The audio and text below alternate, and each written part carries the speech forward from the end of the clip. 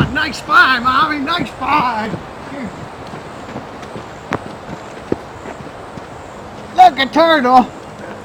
Hey, it's Mike and Dana, Herping Florida again.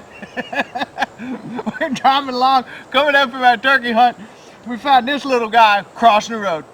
We have no idea what kind of turtle this is. We'll text a photo of him to Chris and he'll let us know in a little while what type of turtle this is. And maybe he'll get out here and do some herping with us. He says it's been real dry out here and he's having trouble finding herps because of the dry conditions, but he might get out here and film a video with us while we're down here. So see if we can't get him out here later and do a little road cruising this afternoon. What do you think? Sounds good. All right. Welcome to another adventure of Herping Florida. I'm setting him free to the other side of the trail there. We're going to help him cross the street. I'm going to help him cross the street.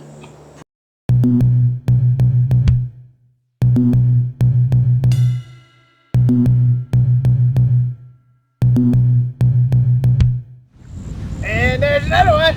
Oh, look, another turtle. Oh, this one's different kind. Look, this one's totally different kind. Oh, I hope this isn't that endangered gopher tortoise. I don't know how to tell him. It's not a big one. We rolled up on another turtle, and I'm not entirely sure this isn't a juvenile gopher tortoise. I don't know how to tell. But we're going to move him out of the road too, and hopefully have some IDs on these different variety of turtles a little later in the video. Well, there go my mom and dad trying to herp again. Well, while they were out there, they did manage to drive up on a striped mud turtle and a small gopher tortoise. This time of year conditions have been really dry, so there are certain tactics you can employ to actually try and help increase your finds while you're out there in the field.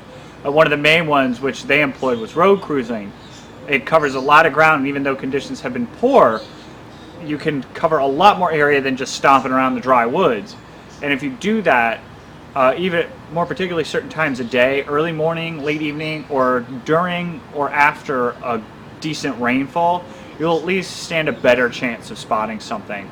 Other things you can do when you're out there too is if you can find any water that's left from anywhere that's drying up, target that. A lot of times whatever is left will be centered around that water. Anything good? I don't see anything good. A couple fish and stuff in this. But so what I'm doing here is using a popular herping technique called dipnetting. A lot of times this can be used to target areas with a little bit more hidden biodiversity. I'm targeting this kind of cypress swamp which is draining out.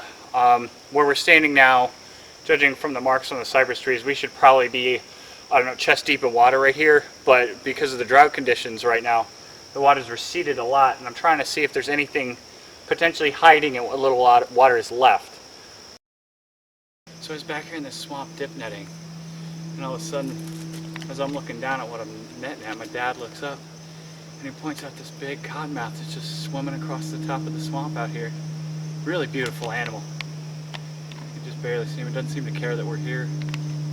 Just kind of slinking about, probably looking for some frogs or some fish to eat.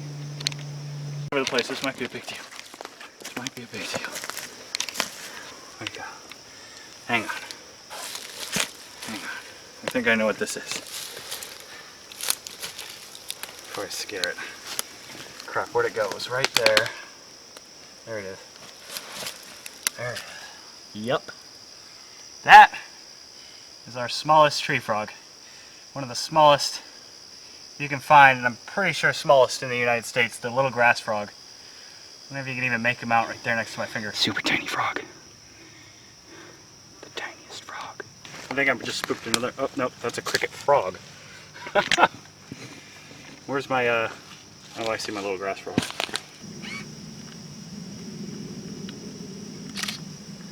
Oh man, there's a tiny frog. I'm just here kind of leaning down in this mud puddle trying to get pictures of this little tree frog.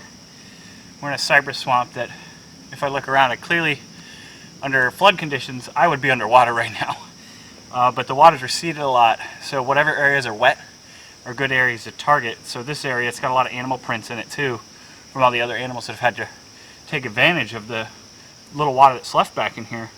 Just like this little cricket frog right here that we saw hopping around, and this little grass frog right here. He's so tiny They're really hard to spot. At first glance, you'd mistake it for a cricket or some sort of other little jumping insect. But if you really slow down and pay attention, you'll catch things like this. And it's a good way to miss it. Is to just not be paying attention. There's just a lot of stuff that you can find, and you never know what you're going to walk up on.